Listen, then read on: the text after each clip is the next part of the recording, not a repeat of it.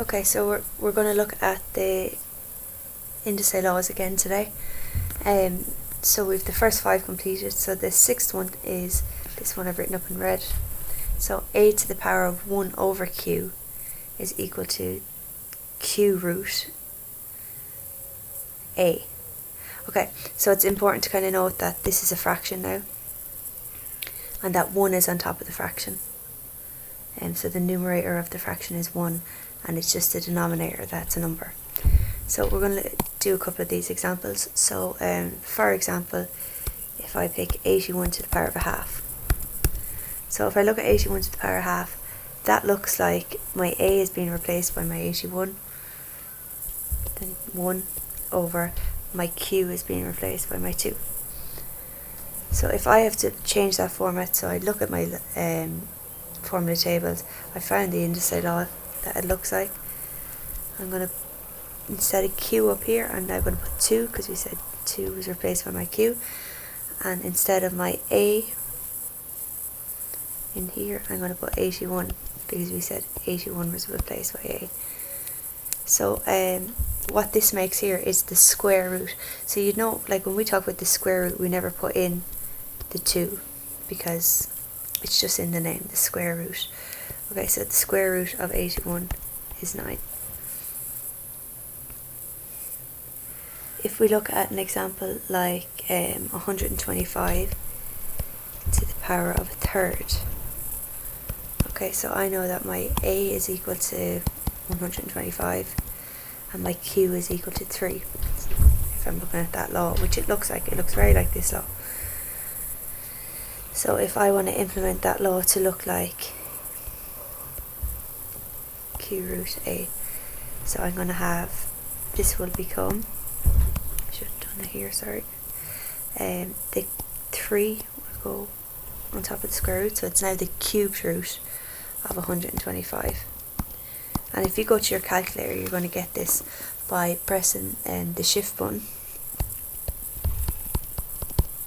and you will see then the square root button, and this will give you the cubed root. You'll see it just over the square root button. So this, if we put in this cubed root of 125, our answer would be 5. We'll just do another few examples. If we had 1,000 to the power of a third, so you should know that the a is going to be 1,000, the p is going to be the 3, and we know the law that we're going to use is a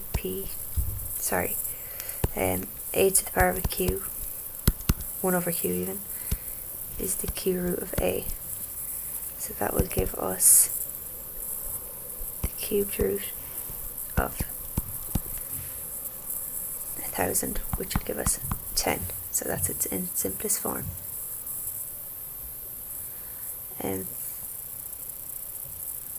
Right, we'll just look at some that will implement the 2 laws. So I'm just going to snip these for a second. Right, so that's a law we did yesterday and a law that we're just doing now.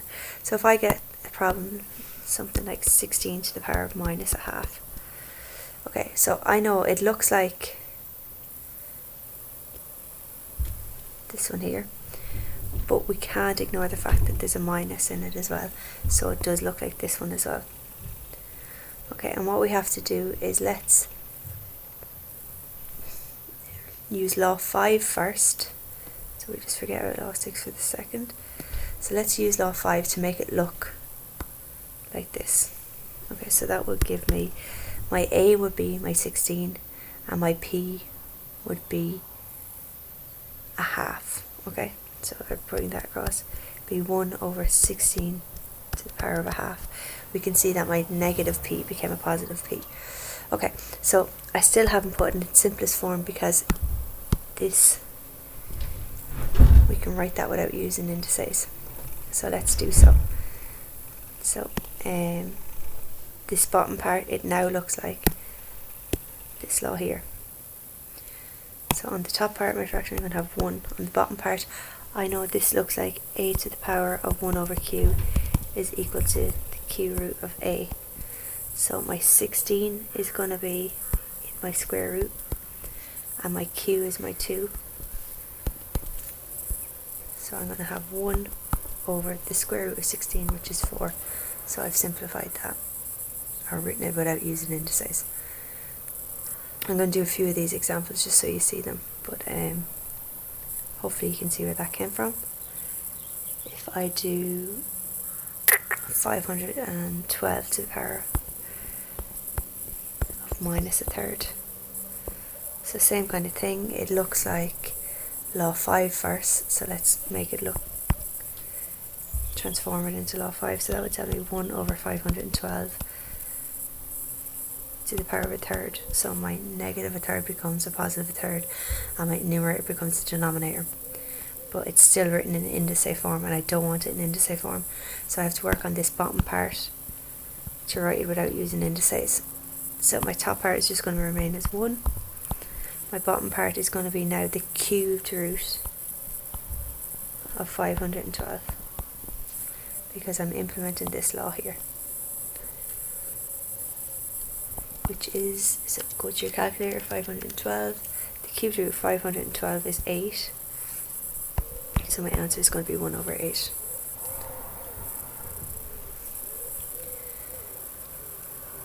So hopefully that makes sense for that rule there. And the next rule we're going to do is very, very similar to it, so we'll just start that now.